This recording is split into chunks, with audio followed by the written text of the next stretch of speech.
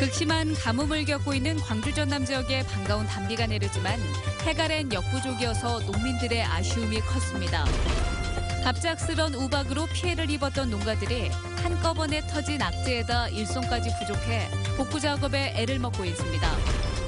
조류 인플루엔자 위기경보가 격상됨에 따라 전라남도가 22개 시군의 차량 소독 시설을 확대 설치하는 등 차단 방역을 강화했습니다.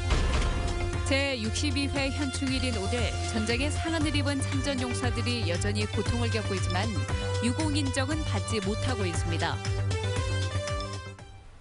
여러분 안녕하십니까? 가뭄에 시달리던 광주 전남 지역에 반가운 단비가 내렸습니다. 일부 지역에선 내일 낮까지 50mm 이상의 비가 내리겠습니다. 하지만 그동안 내린 비의 양이 너무 적어서 가뭄 해갈에는 여전히 부족하기만 합니다. 송정근 기자입니다. 애타게 기다렸던 비가 내리자 농민들의 손이 바빠졌습니다.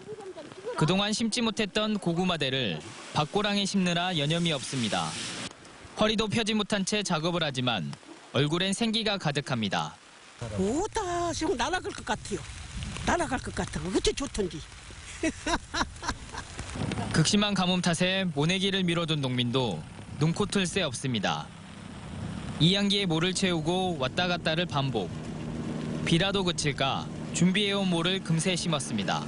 그동안 무척 가물어가지고요. 농민들의 가슴이 무척 타들어갔는데 오늘 비가 좀 내리고 있는데 얼마나 내릴지는 좀 많이 좀 내렸으면 좋겠습니다. 광주와 전남 지역에 낮부터 반가운 단비가 내렸습니다.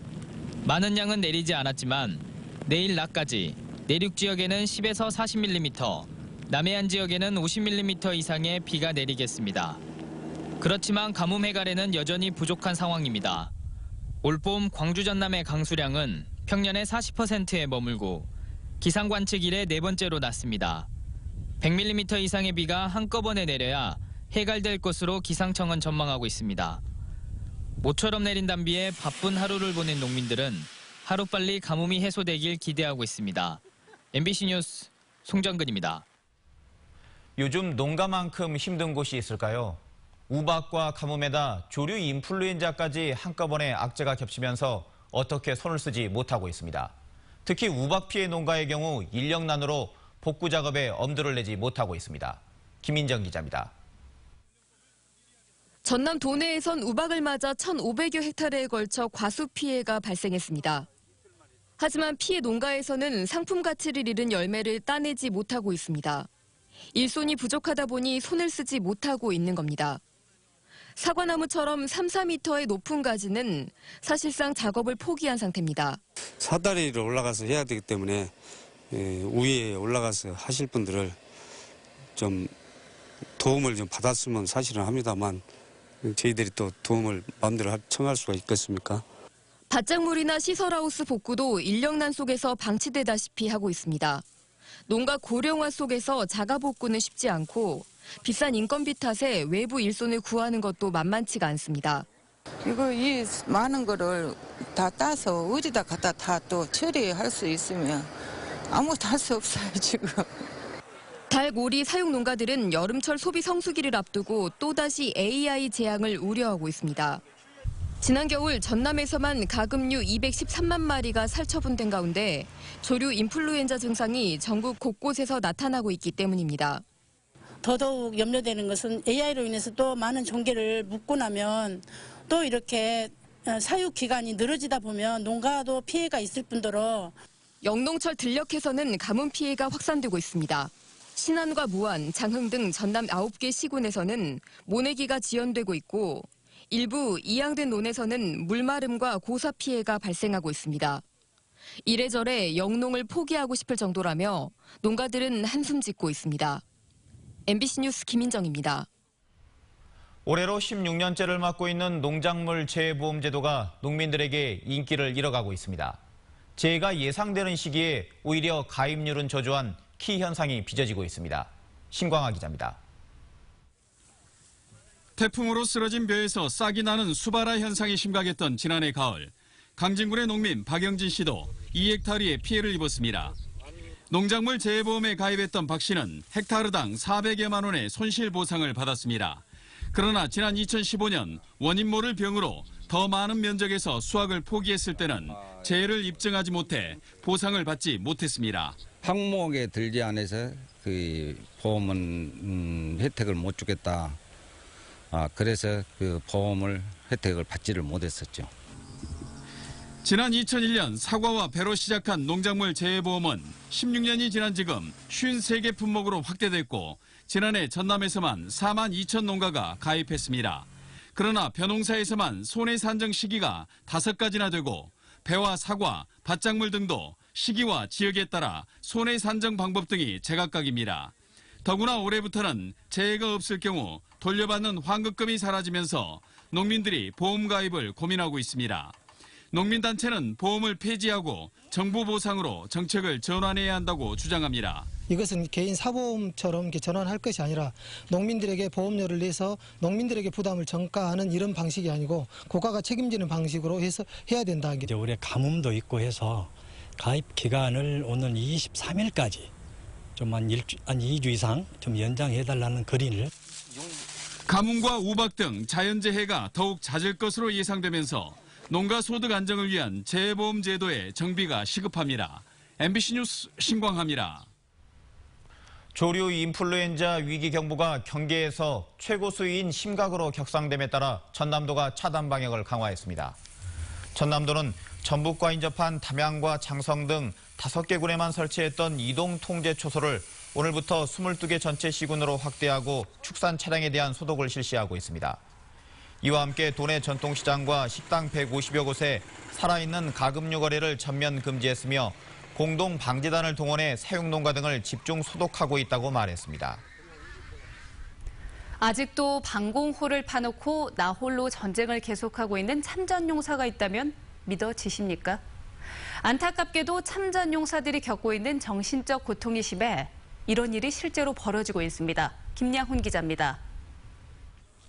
베트남전 참전용사인 나도기 씨의 시간은 45년 전에 멈춰 있습니다. 떨칠 수 없는 전쟁의 순간들. 매일 밤낮 없이 동네 야산을 오릅니다. 직접 파놓은 지름 1m, 깊이 4m의 방공호 속을 오가고 있습니다. 편에 있으면 차분해. 내 마음이 편해. 내 마음이. 고통 속에 살고 있지만 나 씨는 가장 낮은 단계의 후유의증 유곡만 인정받아 한 달 41만 원의 기본 보상금이 전부입니다. 참전 후 섬 고향 집에 정착한 노병은 기억을 잃어가고 있습니다. 계급이 뭐였어요? 계급? 계급이? 계급이? 현행 유공 등급 판정은 전투 관련성이 뚜렷한 신체 피해 중심으로 매겨지고 있습니다. 병상일지 같은 군 기록 등을 종합 검토하다 보니 오랜 시간이 흐른 정신적 후유증은 입증이 어려워 등급 재조정 심사에서 대부분 인정받지 못하고 있습니다. 정신은 만장한 사람들이 혼자 댕기잖아요. 그러니까 못 댕겨본다. 못 여기만 벗어나면 차도 탈지 모르는데 어떻게 할까요? 현재 전국 생존 베트남전 참전 유공자는 20만 6천여 명. 얼마나 많은 참전 용사들이 아직도 나홀로 전쟁을 치르고 있는지 실태조차 모릅니다. MBC 뉴스 김양훈입니다. 제62회 현충일을 맞아 광주 전남에서도 추념식이 열렸습니다.